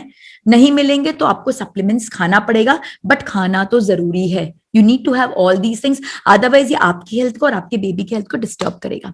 Next, right way of eating. सही खाने का तरीका क्या है? सबसे पहला, eating in moderation in small quantities. Pregnancy में जैसा मैंने कहा, स्टमक पे बहुत ज्यादा प्रेशर है, बहुत ज्यादा प्रेशर है स्टमक पे, तो इसीलिए हमें एक साथ बहुत सारा भोजन नहीं करना है। आप एक अपना रूटीन बना के लेके हर 2-2 घंटे में थोड़ा थोड़ा खाइए, लेकिन थोड़ा थोड़ा थोड़ा तो तक, तो क्या होगा, डाइजेस्टिव सिस्टम पे एक साथ प्रेशर नहीं आएगा। मैं एक साथ बैठ के 2-3 रोटी, दाल, चावल, ये वो ऐसे ही कॉन्सेप्ट है भैया, एक के लिए नहीं 2 के लिए खा रहे हो, उसको प्लीज चेंज करिए, हम 2 के लिए नहीं खा रहे। बट जनरली हम खूब खूब खाने की और घर वाले खिलाने की कोशिश करते हैं, बहुत सारे आइटम्स बनाते हैं, उनको लगता है यही हमारा प्यार। मतलब कोई भी प्रेग्नेंट वुमेन के बारे में अगर कोई सुनता है तो पहला चीज फोन करके यही पूछता है, क्या खाने का मन है, क्या भेजूं, और भेजते हैं तो लगता है कि वो प्यार बरसा रहे हैं, जो सच्ची बहुत अच्छी बात है, बहुत स्पेशल फील होता है। बट प्रेगनेंसी में फूड पर बहुत ध्यान देना है। हर कोई प्यार बरसा रहा है, बट आपको ध्यान देना है कि कितना प्यार आपको लेना है, बिकॉज अल्टीमेटली बच्चे पे टॉर्चर हो जाएगा। Should eat little little, because digestion पे बहुत स्ट्रॉन्ग इम्पैक्ट होता है। एंड दूसरा जो मैं कहना चाहूंगी कि एटीट्यूड ऑफ ग्रैटिट्यूड के साथ हमको खाना है। क्यों एटीट्यूड ऑफ ग्रैटिट्यूड के साथ खाना है? क्योंकि भोजन एनर्जी है, और वो हमारी एनर्जी के साथ में एक तालमेल बैठा के रखता है। तो जब हमारे सामने भोजन आता है और हम उस भोजन को प्रणाम करते हैं और धन्यवाद करते, कृतज्ञता का भाव लेके आते हैं उस भोजन के प्रति, तो वो भोजन उस तरह की एनर्जी हमें देता है, और हम इस तरह की फीलिंग करते हैं कि ये भोजन जो मेरे अंदर जा रहा है, ये मेरा और मेरे बच्चों का पोषण को बढ़ा रहा है। तो जब हम इस एनर्जी के साथ भोजन को ग्रहण करते हैं तो भोजन सही में हमें पोषण देता है। तो एक एटीट्यूड ऑफ ग्रैटिट्यूड, कृतज्ञता के भाव के साथ हमें भोजन ग्रहण करना चाहिए, और एटलीस्ट 32 टाइम्स हमें फूड को च्यू करना ही चाहिए। उसका कारण क्या है? क्योंकि जैसा मैंने बताया, हमारे डाइजेस्टिव सिस्टम पे ऑलरेडी बहुत प्रेशर है, बिकॉज साइज छोटी होती जा रही है, बहुत कंपैक्ट हो गई जगह, ज्यादा जगह तुम्हारा बेबी लेता जा रहा है, और जो बाकी ऑर्गन्स थे वो बिल्कुल सिकुड़ते जा रहे हैं, उनको जगह ही नहीं मिल रही अपने फंक्शनिंग के लिए। तो क्या हो रहा है कि वो प्रॉपरली काम नहीं कर पाता। तो जब हम खाने को चबाते हैं तो हमारे माउथ में भी पार्शियल डाइजेशन होता है, बहुत सारे हमारे माउथ से बहुत सारे सिक्रीशंस होते हैं डाइजेस्टिव जूसेस के। वो जूसेस क्या करते हैं, हमारे फूड को बहुत अच्छे से सेमी डाइजेस्ट करा देते हैं, और जब वो सेमी डाइजेस्ट कराते हैं तो हमारे स्टमक पे लोडिंग बहुत कम है, क्योंकि आधा से ज्यादा काम तो मुंह ने कर दिया, तो ज्यादा मेहनत नहीं लगती स्टमक के ऊपर। तो आपको एसिडिटी और हार्ट बर्न और इस तरह की जितनी प्रॉब्लम्स है वो बहुत कम आएंगी, जब आप अच्छे से चबा के धीरे धीरे ग्रैटिट्यूड के साथ में खाओगे, एंड कम क्वांटिटी में खाओगे। Very important. Next, correct food timing. ये सबसे ज्यादा इंपॉर्टेंट है, क्योंकि हमने सब बातों को फॉलो किया, लेकिन खाना खाया और तुरंत सो गए। लंच किया और बोला हाँ लंच करके तो थोड़ा रेस्ट करना चाहिए, बेबी को रेस्ट चाहिए, खाना खाया दबा के और जाके सो गए। डिनर किया, खाना खाया और जाके सो गए। हर बार कुछ खाए पिए और सो गए, बिल्कुल भी नहीं। बिकॉज क्या होता है कि जब भी हम सोते हैं, when we go to sleep, तो क्या होता है, हमारा डाइजेस्टिव सिस्टम स्लो डाउन हो जाता है। पहले तो स्लीप में एक बहुत इंपॉर्टेंट एक्टिविटी होती है, वो है healing process. Sleep basically healing के लिए, अदरवाइज सोने की आवश्यकता क्या है, 24 घंटे काम करते रहें, बट सोना जरूरी है। क्यों? क्योंकि हीलिंग करा। प्लस प्रेग्नेंट वुमेन के लिए तो सोना मस्ट है। क्यों? क्योंकि वो बेबी के ग्रोथ को प्रमोट कर रहा है। आप जब सो रही हैं तो आपका भी हीलिंग हो रहा है, प्लस बेबी का ग्रोथ उस पीरियड में आपके वेकफुल स्टेट से ज्यादा बेबी का ग्रोथ स्लीपिंग स्टेट में हो रहा है। सो it is very important that you should sleep well. But जब हम सोने जा रहे हैं और खूब खाना खा के सो रहे हैं तो क्या हो रहा है, डाइजेस्टिव सिस्टम पे प्रेशर आया हुआ है, तुम्हारी बॉडी की सारी एनर्जी क्या हो गई है, फोकस्ड किस पे हो गई है, डाइजेशन के ऊपर फोकस्ड हो गई है। तो जब हमारी बॉडी की सारी एनर्जी डाइजेशन पे फोकस्ड हो जाती है तो हीलिंग प्रोसेस क्या हो जाता है, कम हो जाता है, प्रॉपरली हीलिंग हो नहीं पाती। एंड प्लस वो फूड भी प्रॉपरली डाइजेस्ट हो नहीं पाता बिकॉज डाइजेस्टिव सिस्टम भी उतना स्ट्रांगली वर्क नहीं कर पाता स्लीपिंग स्टेट में। तो दो प्रॉब्लम होते हैं, एक तो हमारा हीलिंग हमारा हो नहीं पा रहा है, बेबी का ग्रोथ बराबर हो नहीं पा रहा है, और दूसरा फूड का डाइजेशन नहीं हो रहा। जब फूड का डाइजेशन प्रॉपरली नहीं होता है तो क्या होता है, अनडाइजेस्टेड फूड हमारे शरीर में रह जाते हैं, और अनडाइजेस्टेड फूड जब कई दिनों तक रह जाते हैं, प्रॉपरली डाइजेस्ट नहीं होते, तो वो क्या होते हैं, वो सिस्ट, पथरी, ये सब में कन्वर्ट हो जाते हैं, नेगेटिविटी आ जाती है, उसमें बैक्टीरियाज पैदा हो जाते हैं और इससे सिस्ट और पथरी सब पैदा हो जाती है। आप लोगों ने आई एम श्योर कभी ये सोचा ही होगा कि बॉडी में कहते हैं यूट्रस में सिस्ट हो गया, किडनी में स्टोन आ गया, गॉल ब्लैडर में स्टोन आ गया, तो आया कैसे, कोई मैजिक हुआ क्या कि भाई हमने कट किया और अंदर में स्टोन और सिस्ट को फिट कर दिया, ऐसा तो कुछ भी नहीं किया। बेसिकली क्या हुआ, आपकी डाइजेस्टिव सिस्टम उतनी प्रॉपरली फंक्शन नहीं कर रही है, तो अनडाइजेस्टेड फूड अंदर में सड़ता जा रहा है और सड़ सड़ कर वो सिस्ट और पथरी ये सब बनता जा रहा है। इनफैक्ट हमारे शरीर की मैक्सिमम प्रॉब्लम जो शुरू होती है वो डाइजेशन ठीक नहीं होने के कारण होती है, और प्रेगनेंसी में तो और भी ज्यादा है बिकॉज ऑलरेडी डाइजेस्टिव सिस्टम पे लोडिंग बहुत ज्यादा है, उसे फंक्शन करने के लिए प्रॉपर स्पेस नहीं मिल रहा है। तो इसीलिए बहुत जरूरी है कि हम खाना खाने के 2 घंटे बाद सोएं, 2 से 3 घंटे बाद सोएं। इट इज वेरी इंपॉर्टेंट, चाहे दिन में चाहे शाम को खाने के बाद थोड़ा टहले। इसलिए सबसे अच्छा तरीका हमारा जैन धर्म का तरीका, आदि कुमार और आदि कुमारी को पैदा करना है तो एटलीस्ट एक चीज तो फॉलो करे कि रात्रि भोजन का त्याग कर ले। बहुत फायदे हैं उसमें। अपना एक टाइम लिमिट फिक्स कर लीजिए, 6 बजे या 7 बजे तक मुझे खाना खाना है, और उसके बाद आई अंडरस्टैंड प्रेग्नेंट है तो नेचुरली कुछ और अगर खाना होगा तो बाद में ऐसा कुछ खाएं जिसमें डाइजेस्टिव सिस्टम पे लोडिंग नहीं हो। तो सबसे अच्छा क्या है, दूध, सबसे अच्छा दूध ऐसी चीज है जो अपने खुद में 100% बैलेंस्ड मील है। एक ही चीज दुनिया में जो 100% बैलेंस्ड मील है वो है दूध। इसलिए बच्चा दूध पे साल भर तक रह सकता है, साल भर तक रह सकता है दूध पे सिर्फ, और उसकी ग्रोथ भी उस पीरियड में सबसे ज्यादा होती है। मैक्सिमम ग्रोथ फर्स्ट ईयर में होती है बेबी की। कहाँ इतना छोटा सा बेबी इतना बड़ा हो जाता है, मतलब the quantum of growth is highest and the baby is only living on milk. तो सोचिए, तो milk by itself is a complete food and milk needs very less digestion energy. तो इसलिए अगर आपको रात में कुछ खाना पीना ही है तो दूध पीजिए, या हल्का फुल्का ऐसा कुछ खाइए जिसमें डाइजेशन में ज्यादा मेहनत ना हो। मेजर जो आपका अनाज वाला जो खाना है ना, वो सब रात्रि भोजन त्याग कर दीजिए, सूर्यास्त के पहले खा लीजिए। और वैसे भी सूर्य देवता तो एनर्जी के सोर्स हैं, तो जब हम सूर्य देवता के एब्सेंस में कोई भी चीज पकाते खाते कुछ भी करते, बैक्टीरिया पनपते हैं। It is actually not healthy at all. जो काम करना है सूर्योदय में करना है, सूर्यास्त के बाद क्या होता है, बैक्टीरियाज पैदा होना शुरू हो जाते हैं बिकॉज सूर्य देवता की एनर्जी अवेलेबल नहीं है। तो क्या होता है, डिके प्रोसेस पूरी प्रकृति में चालू हो जाता है। सो इसलिए कहा जाता है कि रात्रि भोजन खाना अच्छा नहीं है हमारे लिए। This is the science behind. तो आप लोग को मैं ये नहीं बोलूंगी कि कंप्लीट त्याग दीजिए, बट इतना कहूंगी अनाज एटलीस्ट मत खाइए बिकॉज अनाज needs lot of digestive energy. तो वो एनर्जीज से आप नहीं कर पाओगे, तो आप पहले खा लीजिए और बाद में दूध पी लीजिए, हल्का फुल्का कुछ खाइए, और नहीं खाने से चलता है तो एक्सेलेंट, मतलब नथिंग लाइक इट। अब नेक्स्ट ये हो गया हमारा पूरा फूड के बारे में। अभी तक हमने सिर्फ भोजन पर चर्चा की। अब हम नेक्स्ट स्टेप में आते हैं। हमने 5 पिलर्स थे, फर्स्ट पिलर था फूड, तो अभी तक हम फूड पर चर्चा कर रहे थे। अब हम सेकंड पिलर पे पहुंचते हैं, वो है एनर्जाइज्ड वाटर, मंत्रित जल। बहुत बहुत बहुत इंपॉर्टेंट है।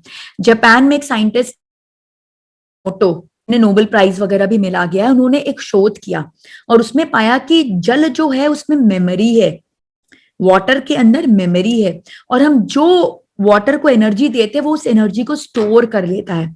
इनफैक्ट उन्होंने फाइंड किया कि जब हम वाटर को पॉजिटिव एनर्जी देते हैं, बहुत लव देते हैं, तो क्या होता है, इस तरह के ब्यूटीफुल क्रिस्टलाइन स्ट्रक्चर पैदा होते हैं।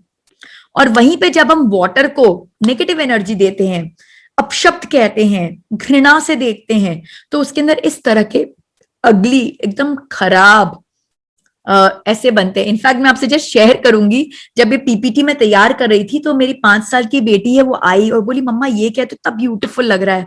तो मैंने उसे समझाया कि देखिए, आप जब बहुत अच्छे से सब करते हैं तो इस तरह का एनर्जी क्रिएट होता है, और जब आप नाराज होते, गुस्सा होते, तो इस तरह की एनर्जी क्रिएट होती है। तो शिफा से, ओह मम्मा, तब तो मुझे बिल्कुल ही करना ही नहीं चाहिए, तो कितना डर्टी, अच्छी छी, मेरे अंदर इतना डर्टी डर्टी हो रहा है।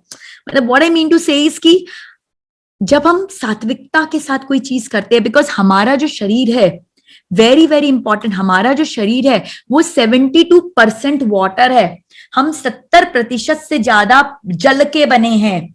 तो सोचिए, अगर आप अपने अंदर पॉजिटिव एनर्जीज क्रिएट कर रहे हो, पॉजिटिव थॉट्स क्रिएट कर रहे हो, पॉजिटिव इमोशन क्रिएट कर रहे हो, तो आप अपने अंदर कैसे स्ट्रक्चर क्रिएट कर रहे हो, ऐसे crystalline structure, beautiful structure. At the same time, अगर आप अपने अंदर नेगेटिव एनर्जी, नेगेटिव इमोशन, दुख की भावना, घृणा की भावना, अहंकार की भावना, ये सारी नेगेटिविटी को जब आप क्रिएट करते हो, तो आप कैसा स्ट्रक्चर क्रिएट करो, आप ऐसा स्ट्रक्चर क्रिएट करें। अब आप खुद सोचो, आप इतने ब्यूटीफुल क्रिस्टलाइन स्ट्रक्चर के साथ जीना चाहोगे या आप ऐसे डर्टी स्ट्रक्चर के साथ जीना चाहोगे? भाई मेरी बेटी ने चूज कर लिया देखते ही कि मम्मा मुझे तो सिर्फ ये चाहिए, मुझे तो वो नहीं चाहिए। मैं बोली फिर तो भाई आपको ध्यान देना पड़ेगा, मेरा काम आसान हो गया, हर बार उसे यही याद दिलाऊंगी तुमको क्या चाहिए। तो basically it is very important to know कि वाटर कैसे इफेक्ट कर रहा है हमारी बॉडी को, and water is most important, क्योंकि हम 70% से भी ज्यादा वाटर के बने हैं। तो सही वे क्या है पानी को पीने का? सही वे क्या है पानी को पीने का? तो सबसे पहले हमें यह समझना होगा कि जो जल हमारे घर तक पहुंच रहा है वो कैसे आ रहा है। क्योंकि पुराने जमाने में तो क्या था, हम कुएं से, वाड़ी से खुद पानी लेके आते, पर तब तो ऐसा नहीं है। कहीं म्युनिसिपल कॉर्पोरेशन का कोई स्टोरेज है, उस स्टोरेज से पता नहीं कैसे वो पानी हमारे नल तक पहुंच रहा है, कितने बेंस हैं, पता नहीं कौन सी नाली के थ्रू होके आया है, किस रास्ते आया है, हमें कुछ नहीं मालूम। तो सोचिए, वो जो जल हमारे नल तक पहुंचा है वो कितनी ट्रॉमा से गुजर कर हमारे पास आ रहा है, उसकी जर्नी कितनी ट्रोमैटिक रही होगी उस जल की, अपने सोर्स से हमारे नल तक पहुंचने में। तो जब वो इतने ट्रॉमा से आ रहा है तो उसका स्ट्रक्चर कैसा होगा? ये क्रिस्टलाइन स्ट्रक्चर होगा कि ये अगली स्ट्रक्चर होगा? हमें इस बात को ध्यान देना होगा। तो राइट वे क्या है हमें पानी पीने का? बिकॉज हमें तो सोर्स तो हमारे पास वही है। अब हम किसी के पास, हमारे पास कुआं तो है नहीं कि हम कुएं से जाके पानी ले लेंगे, not possible, we have to be practical. तो जो हमारे पास सिचुएशन, हम उसी को बेस्ट करें। तो सबसे पहले क्या है, जो हमारे जैन धर्म का सबसे पहला सिद्धांत है, फिल्टरिंग। पानी, जल को छान के पियो, क्योंकि जब वो ऐसे रास्ते होके आ रहा है तो उसके अंदर कितने सारे कीटाणु, बैक्टीरियाज वगैरह हैं। तो वेरी इंपॉर्टेंट कि फिल्टर करें, और मोस्टली हम सब फिल्टर कर ही रहे हैं, बिकॉज हम सबके घर में आरओ और इस तरह की मशीन्स लगी हुई है मेजोरिटी के घर में। और अगर नहीं है तो प्लीज आप एटलीस्ट एक नथनी वगैरह तो नल पे लगाइए ही, ताकि आपका जल जो है वो छना हुआ हो। तो हमें छना हुआ फिल्टर्ड वाटर पीना है। तो अब ये वाटर फिल्टर तो हो गया, लेकिन फिल्टरिंग के बाद उसमें क्या हुआ है, उसमें सिर्फ फिजिकल लेवल की नेगेटिविटी गई है। What about the mental trauma of the water? अभी तक जो स्ट्रक्चर है ये ऐसा ही डर्टी स्ट्रक्चर है, खाली फिजिकल लेवल प्योरिफिकेशन हुआ है। तो हमें फिर क्या करना है, वी शुड बॉयल इट, कि भाई कुछ और अगर बैक्टीरिया वगैरह कुछ रह गए हों तो वो प्रॉपरली बॉयल हो जाए।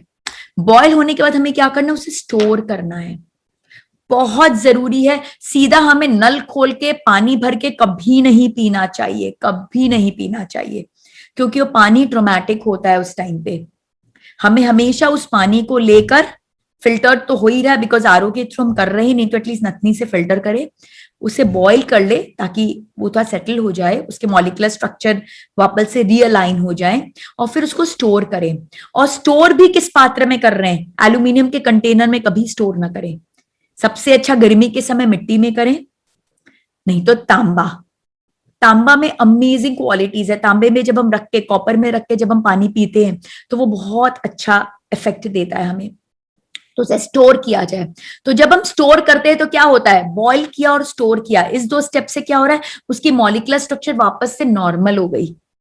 तो वो जो जल विषैला हो गया था, पॉइजनस हो गया था, वो पॉइजन से क्या बन गया, वाटर बन गया। बट अभी भी क्रिस्टलाइन नहीं बना है, अभी नॉर्मल वाटर बना है। अब हमें क्या करना है, इस वाटर को क्रिस्टलाइन बनाना है, अमृतमय बनाना है। तो अमृतमय अब हम कैसे बनाएंगे, ग्रैटिट्यूड देके, अभिमंत्रित करके। जल को पीने के पहले उसमें कुछ मंत्र बोल दीजिए, मंत्र नहीं भी बोलिए तो उसको पॉजिटिव एनर्जी दीजिए, वाइब्रेशंस दीजिए, लव की फीलिंग दीजिए कि अरे आप मेरे अंदर जाओगे तो मेरा कितना पोषण करोगे, मेरे बच्चे के स्वास्थ्य को कितना अच्छा बनाओगे। इस तरह की अच्छी भावना के साथ में मंत्र बोलकर जब आप उस जल को ग्रहण करोगे तो जल जल नहीं क्या हो जाएगा, अमृत, और आपके बच्चे के लिए बहुत अच्छा रहेगा। और वेरी इंपॉर्टेंट दैट प्रेगनेंसी में at least 6 to 8 glasses of water आपको पीना ही चाहिए। तो हमेशा इस बात का ट्रैक रखें कि आप कितना पानी पी रहे हैं। पानी आपको पीना है, बहुत बहुत जरूरी है, बच्चे के लिए भी और आपके लिए भी।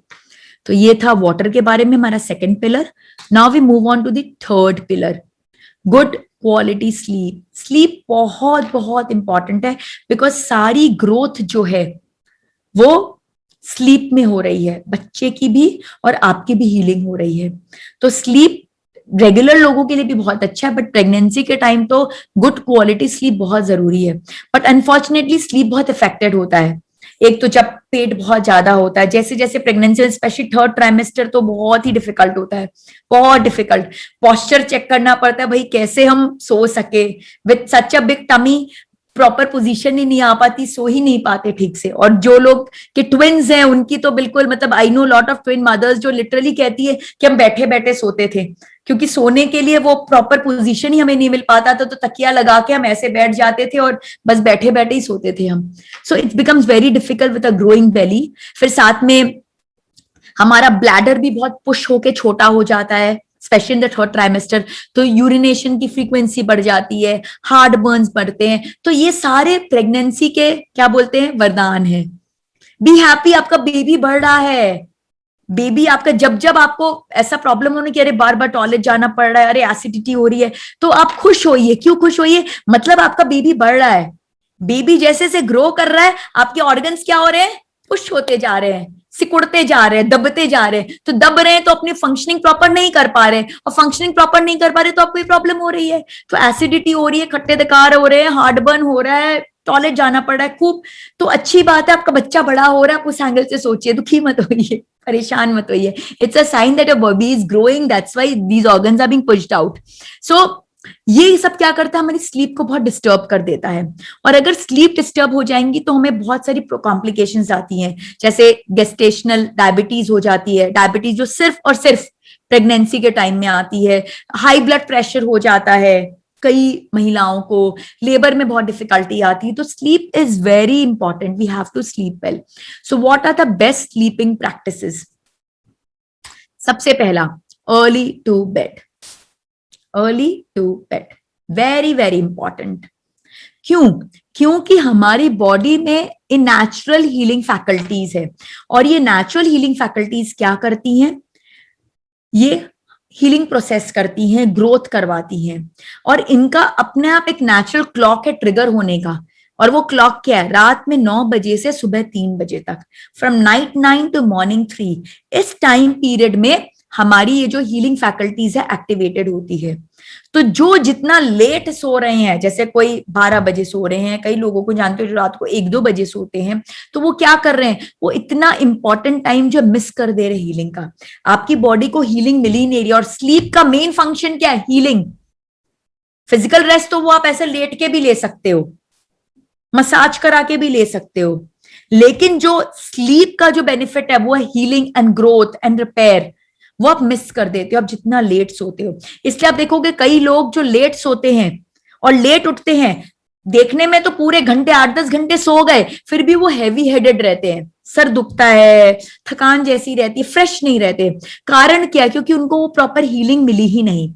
सो early to bed very important, कि हमें जल्दी सोना है ताकि हम उस 9 to 3 के साइकिल को पूरा टैप कर सकें। And next, early to rise.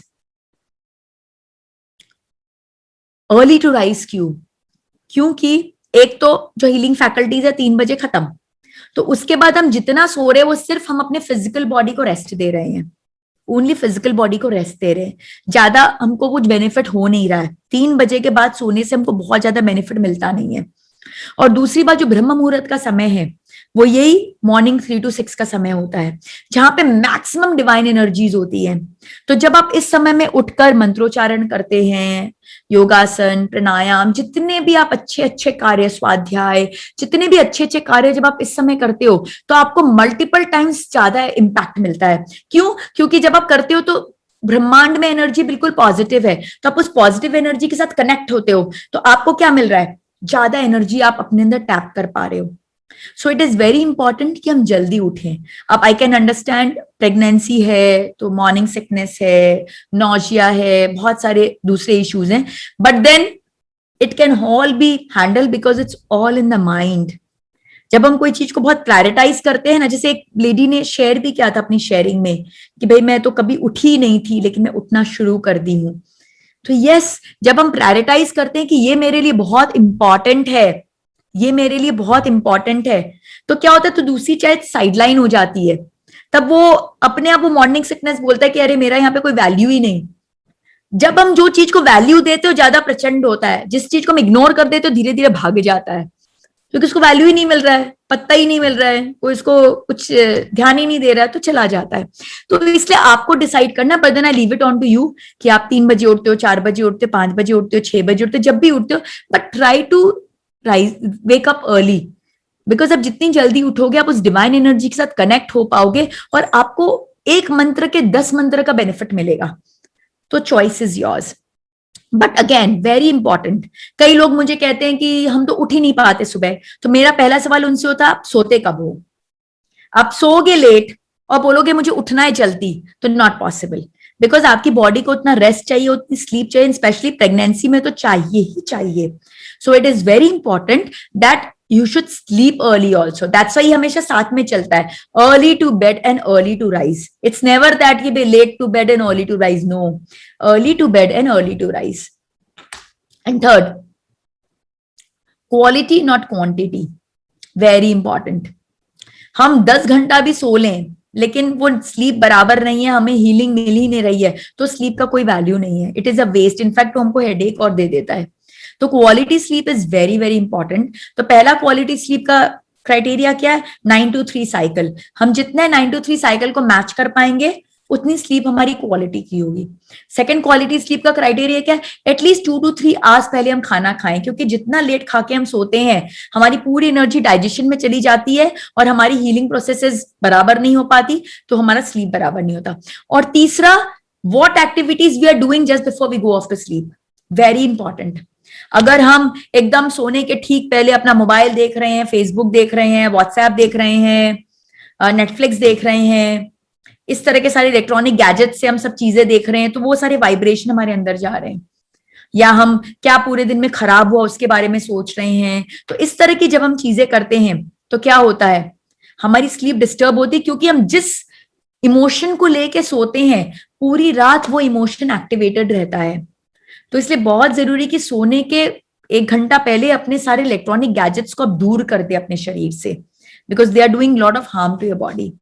उसे दूर कर दें, पहला चीज। और दूसरा, आप अपने परिवार के साथ कुछ हैप्पी मोमेंट शेयर करें, ग्रैटिट्यूड की भावना रखें। पूरे दिन को जब आप रिफ्लेक्ट करें तो कुछ फॉरगिवनेस का कुछ प्रतिक्रमण वगैरह करें, और सोने के पहले अपना कुछ पाठ करके, कुछ मेडिटेशन करके, कुछ पॉजिटिव एनर्जी के साथ आप सोएं, क्योंकि जो एनर्जी के साथ आप सोएंगे वही आपके साथ रहेगी और आपके हीलिंग प्रोसेस को सपोर्ट करेगी या फिर नहीं करेगी। तो बहुत जरूरी है कि we should have a quality sleep, क्योंकि early to bed and early to rise makes the man healthy, wealthy and wise. ये बचपन में जब शायद 5-6 साल की थी तब से मैं सुन रही थी, बट आज जाके समझ में आया कि सही में it is so important. Early to bed and early to rise indeed makes you healthy, wealthy and wise, no doubt about it.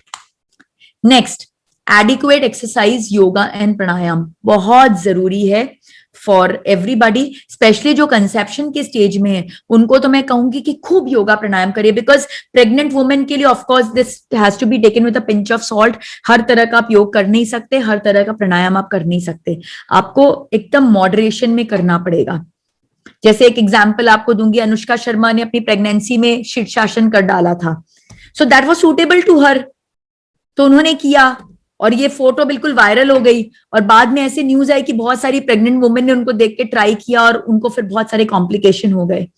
तो प्रेगनेंसी सबके लिए डिफरेंट है। अनुष्का शर्मा का बॉडी बहुत फिट है, अमेजिंग है, वो शीर्षासन कर सकती है, बट जरूरी नहीं है कि हम शीर्षासन जैसी चीज को कर सकते हैं। सो वेरी इंपॉर्टेंट कि हम प्रेगनेंसी में योग प्राणायाम हमें करना है, लेकिन मॉडरेशन में करना है और गाइडेंस लेके करना है, जो हमें सूटेबल हो करना है। बट कंसेप्शन में तो जैसा मैंने कहा 100 सूर्य नमस्कार कर डालिए और प्राणायाम भी ऐसा करिए कि बस मजा आ जाए, क्योंकि योग प्राणायाम जब आप करेंगे तो क्या होगा, आप अपने गर्भ को बिल्कुल स्ट्रेंथन करेंगे और तब वो जब एनर्जी जो आत्मा आएगी वो वहां पे ठहरेगी, वो उसको अच्छा फील होगा, क्योंकि वो आत्मा को वो एनर्जी, जैसे मैंने कल भी आपको कहा था कि वो एनर्जी का तालमेल नहीं बैठ पा रहा है, इसलिए वो वहां पे रह नहीं रही है। हमें वो तालमेल बैठाना, अपने गर्भ को और स्ट्रांग बनाना और पावरफुल बनाना है। तो योग और प्राणायाम बहुत हेल्प करते हैं इसमें। तो सबसे इंपॉर्टेंट एक्सरसाइज से क्या होता है, हमारे वेट पर एक कंट्रोल रहता है। 10 to 15 kgs is absolutely normal and we should try कि इतना हो। दूसरा, मॉडरेट एक्सरसाइज क्या करती है, ये रिड्यूस करती है हमारे chance of gestational diabetes, blood pressure को कम करती है, प्रीटर्म लेबर को कंट्रोल कराती है, कॉन्स्टिपेशन को रिलीव कराती है, हमारा स्टेमिना बढ़ाती है ताकि हम लेबर और डिलीवरी के टाइम हमें जो स्टेमिना चाहिए, जो शक्ति चाहिए, वो हमें प्रोवाइड करती है। प्लस प्रेगनेंसी में जो डिस्कम्फर्ट होता है, बॉडी एक्स होते हैं, बैक पेन्स होते हैं, वो सब भी बहुत कंट्रोल होते हैं। तो मॉडरेट लेवल पे एक्सरसाइज बहुत इंपॉर्टेंट है, बट आपके लिए मॉडरेट क्या है वो उसका चयन आपको करना है। Every body is different, so never compare this with anybody, आप अपना खुद चयन कीजिए, बट यस एक्सरसाइज तो करना ही है।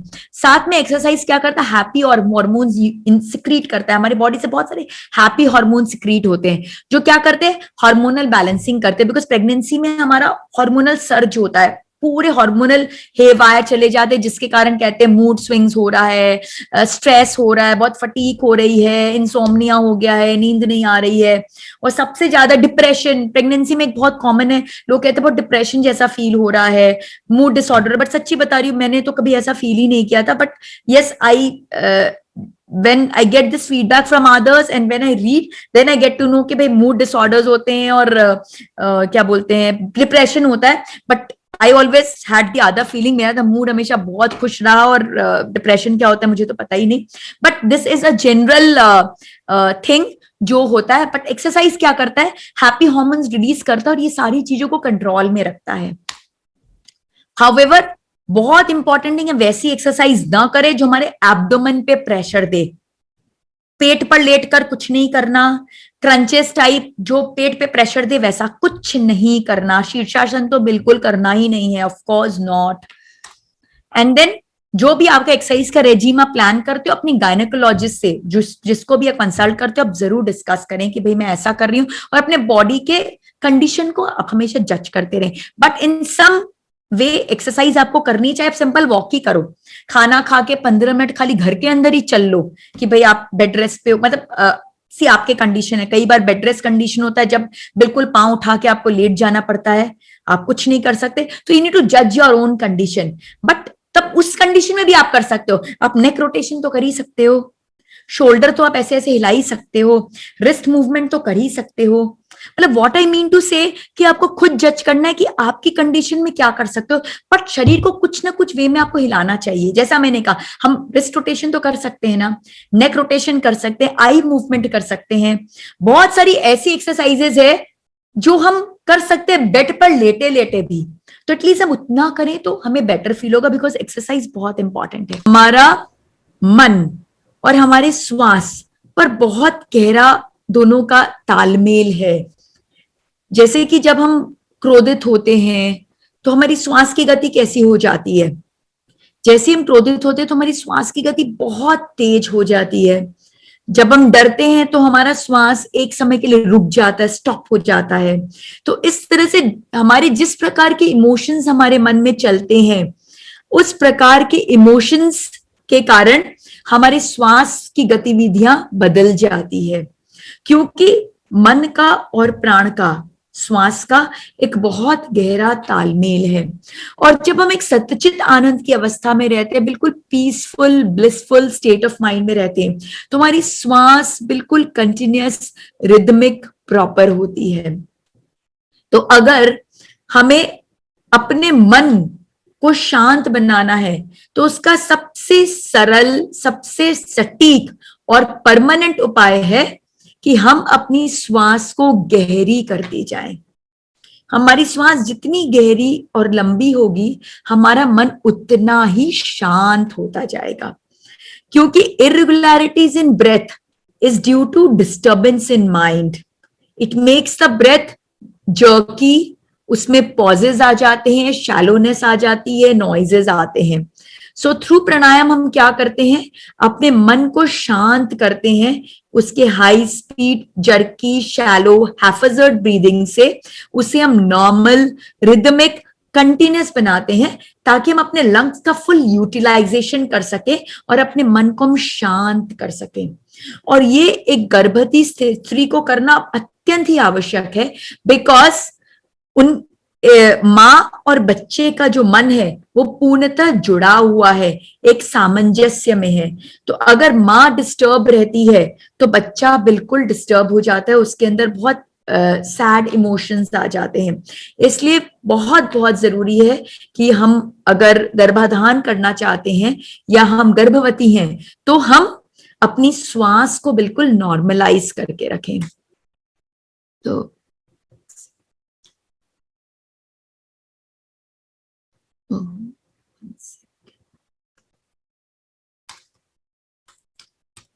या तो अब हम कैसे अपनी श्वास को गहरी कर सकते हैं, उसका एक बहुत सिंपल तरीका है योगिक सेक्शनल ब्रीदिंग का। तो उसमें सबसे पहले एब्डोमिनल ब्रीदिंग। तो जब हम श्वास लेते हैं तो मैं सब चाहूंगी आप अपने पेट को छुएं और एक गहरी श्वास लें।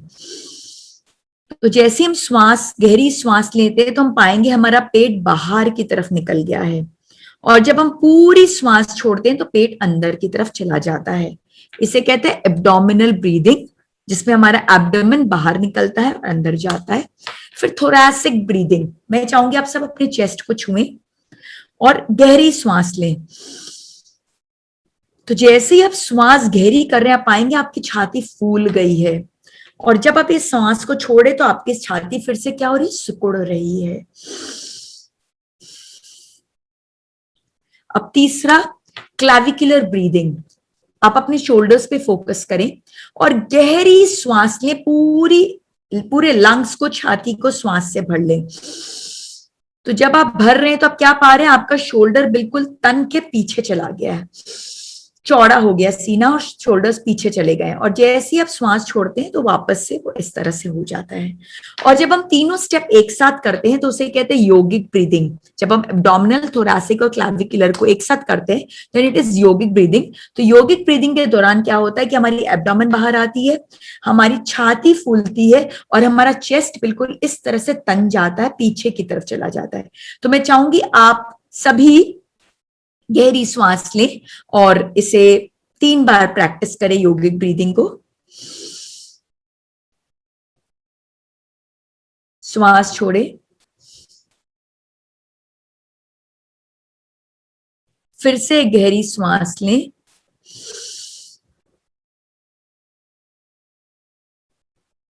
श्वास छोड़े, फिर से गहरी श्वास लें और श्वास छोड़ें। तो इससे कहते हैं योगिक ब्रीदिंग। तो जब भी ऐसे, तो दिन में मैं चाहूंगी कि आप जब जब समय हो बैठे हैं इसको प्रैक्टिस करते रहें, बिकॉज ये इसमें कोई साइड इफेक्ट्स नहीं है, बहुत हेल्पफुल है।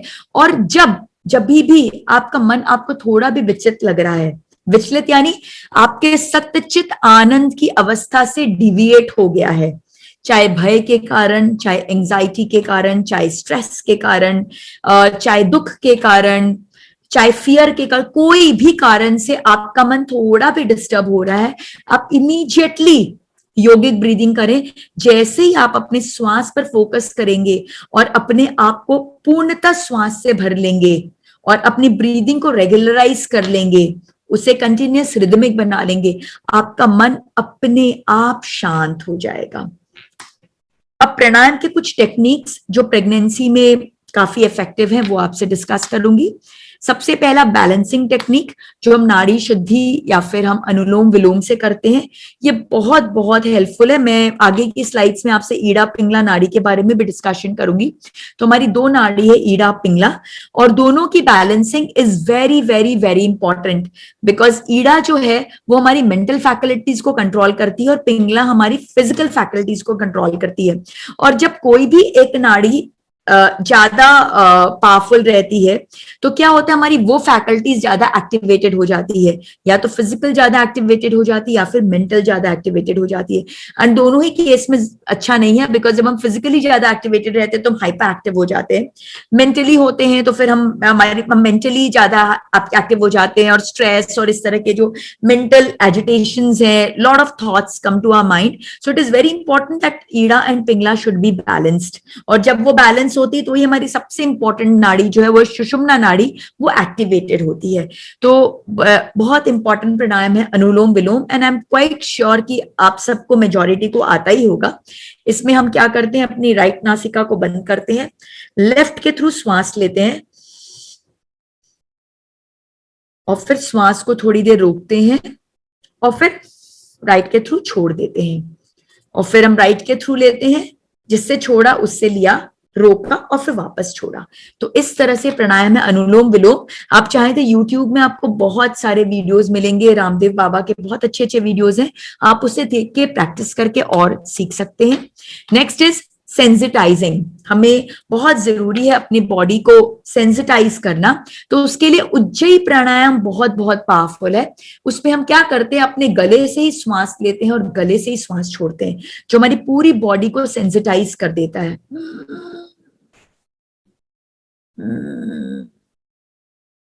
तो इस तरह का प्राणायाम है जो बहुत पावरफुल है और बहुत अच्छे इफेक्ट्स हैं उज्जयी के।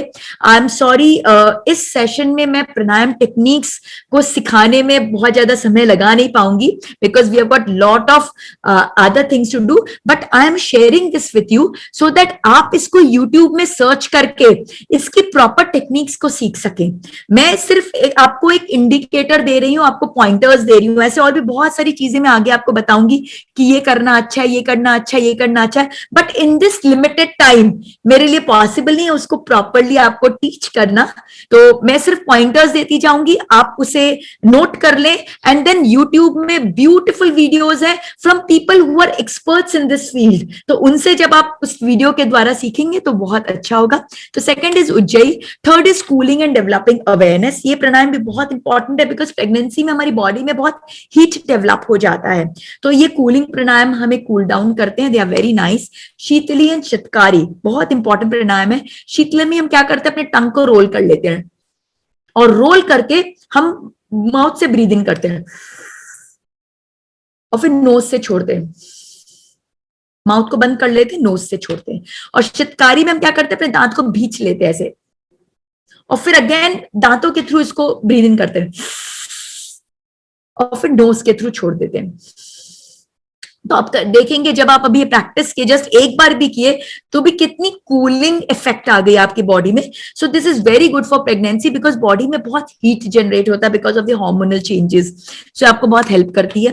एंड देन एक और टाइप का प्राणायाम है वो जो आपके पूरे बॉडी में रेजोनेंस क्रिएट करता है, एक स्पंदन क्रिएट करता है, भ्रामरी प्राणायाम, जो बहुत अच्छा है, आपके एक एक सेल में जाके उसे वाइब्रेट करा देता है। तो भ्रामरी में हम क्या करते हैं, हम अंदर से एक गूंज निकालते हैं, हम अपने सारे सेंस ऑर्गन्स को चाहे तो बिल्कुल उसको स्टॉप कर सकते हैं, और स्टॉप करके अंदर से हमें गूंज निकालते हैं, वो है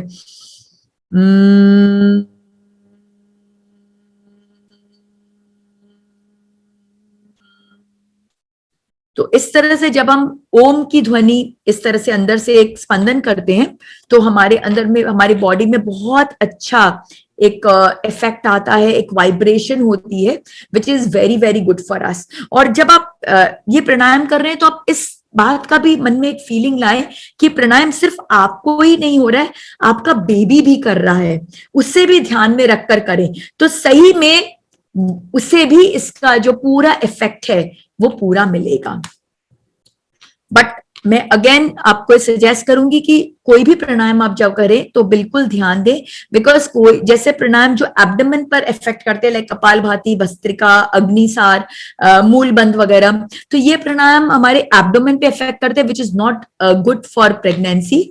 सो again when it comes to yog, pranayama, exercising, anything which affects your body, मैं चाहूंगी प्लीज कंसल्ट योर गायनोकोलॉजिस्ट अगर आपका कोई स्पेशल मेडिकल कंडीशन है, and then only you resort to these things, because हर प्रेग्नेंट वुमेन डिफरेंट है एंड हर women की प्रेगनेंसी ऑल्सो डिफरेंट है। मेरी जो फर्स्ट प्रेगनेंसी थी, जरूरी नहीं है कि सेकंड प्रेगनेंसी में I can repeat the same things which I did in the first pregnancy. So it is very important that I should consult before I start doing anything if I have got any different condition.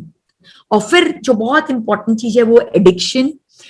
Addiction क्या करता है? कोई भी प्रकार का नशा, कोई भी प्रकार का नशा होता क्यों है, पहले हमें ये समझना है।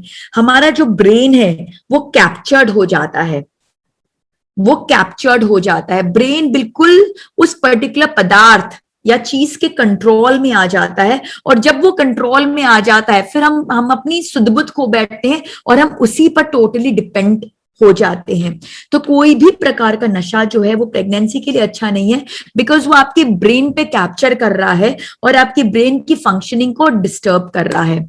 तो एक जो रेगुलर नशा हम सबको होता है वो है कैफीन का, which is in coffee and tea. तो कॉफी और T is not good for pregnancy, because caffeine के इफेक्ट्स प्रेग्नेंट वुमेन के लिए अच्छे नहीं है। अगर आपको हैबिट है तो मैक्सिमम 200 mg जितना डोज आप ले सकते हो। एक छोटी सी बोलते ना एक प्याली, तो प्याली भर चाय आप पी लो ताकि आपको वो एक सेटिस्फैक्शन हो जाए कि yes I did it. But और अगर आपको पीना ही है तो जैसा मैंने अपने पिछले सेशन में शेयर किया था, milk is the best, nothing like milk, because उसमें कैल्शियम है, आयोडीन है, it's a complete meal by itself. तो अगर आपको कुछ ड्रिंक करना है तो बेस्ट होगा आप मिल्क ड्रिंक करें। और चाय की अगर हैबिट है तो थोड़ी सी चाय जस्ट फॉर टेस्ट ले, but don't indulge too much into coffee and T because it is not good for you. Second, smoking खुद भी करना या ऐसे एनवायरनमेंट में रहना जहां स्मोक है इज टोटली प्रोहिबिटेड, बिकॉज जो टोबैको है वो जब आपकी बॉडी में जाता है तो बेबी में एक प्रीमेच्योर डिलीवरी की प्रॉब्लम हो जाती है कि प्रीमेच्योर डिलीवरी हो सकती है, और एक दूसरा सडन इन्फेंट डेथ सिंड्रोम होता है, सडनली बच्चा स्ट्रैंगुलेट फील करता है और मर जाता है वूम में ही, तो वो एक बहुत सीरियस इश्यू है। तो आप हमेशा उस एनवायरनमेंट से बचें जहां पर टोबैको का इफेक्ट हो, स्मोक वगैरह हो। तीसरा, alcohol is not at all desirable when it comes to pregnancy. So I am sure यहाँ पे जितने भी लोग हैं वो नहीं सेवन करते होंगे, बट बाय एनी चांस तो बिल्कुल प्रेगनेंसी के टाइम तो बिल्कुल भी नहीं करना चाहिए, क्योंकि ये बच्चे की ब्रेन फंक्शनिंग, बच्चे की ग्रोथ सबको बहुत डिस्टर्ब करता है। और अब मैं आऊंगी चौथे एडिक्शन पर, जिससे हम सब एडिक्टेड हैं। We are all addicted, because आज वो हमारी जीवन शैली ही बन चुकी है, हम उसके बिना नहीं रह सकते। बट उसके बहुत इफेक्ट्स भी हैं, पॉजिटिव इफेक्ट्स। शायद वो नहीं होता तो हम इस तरह से एक दूसरे से जुड़ नहीं सकते थे। किशोर जी कहाँ पर यूके में है, सुनीता जी कहाँ दुर्ग में है, मैं कहाँ नागपुर में हूँ, और आप में से कितने सारे लोग दुनिया के कौन कौन से कोने से हमारे साथ जुड़ चुके हैं। तो this is all because of the electronic gadgets. But then हर चीज में संभाव रखना है। ये जितने भी इलेक्ट्रॉनिक गैजेट्स हैं, एंड स्पेशली ब्लूटूथ जो है, वो उससे बहुत हार्मफुल रेडिएशंस निकलते हैं, और ये हार्मफुल रेडिएशंस हमारे बच्चे के लिए बिल्कुल भी अच्छे नहीं है।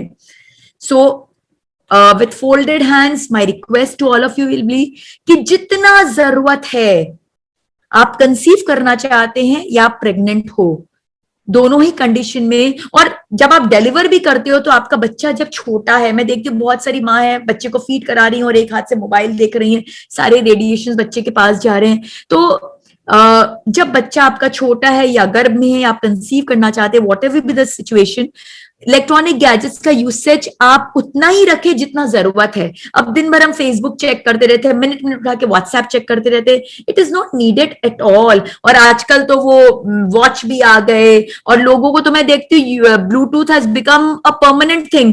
खाली सोने के टाइम वो निकाल रहे कान से, अदरवाइज सुबह जो 6-7 बजे उनके कान में लग रही है, रात तक लगी ही रहती है। जैसे पता नहीं पूरे दुनिया का सारा फोन और सारी बातें उन्हीं के पास आ रही है। और मतलब I actually fail to understand कि वो अपने आप को कितना इंपॉर्टेंट समझते हैं कि शायद फोन पास में होगा, 1 सेकंड उठाने में भी लग जाएगा तो क्या आफत आ जाएगी। But this has become the lifestyle now, and it looks very cool कि हाँ भाई कान में ब्लूटूथ चिपका है, हाथ में घड़ी चिपकी है, and minute minute you are just checking it and doing, but you are not understanding the vibrations, the rays it is sending to you. It is absolutely cancerous, absolutely cancerous. So please, please, please take it away. Limit करिए अपने use को, बिल्कुल limit करिए कि मुझे इतना ही करना है, इतना ही यूज करना है, और उसे दूर रख दे। सोने के टाइम भी लोग एकदम चिपका के रखते हैं अपने से, जैसे पता नहीं आधी रात को कौन सा ऐसा इंपॉर्टेंट मैसेज आ जाएगा और पूरी दुनिया में आफत आ जाएगी अगर आप उठा नहीं पाओगे। मुझे एक्चुअल में समझ नहीं आता है इतनी अर्जेंसी और इमरजेंसी हमने अपनी लाइफ में क्यों क्रिएट कर दी है। तो आप दूर रखे फोन को जब रात में आप सोते भी हैं, because all these vibrations are entering into you, and when you are pregnant then it is entering your baby, and these are very very harmful. So please say no to electronic gadgets. I'm sure you can't say no, because even I can't say no, but we can of course limit the usage to optimum, jitna zarurat hai utna. Now with this we complete physical well-being.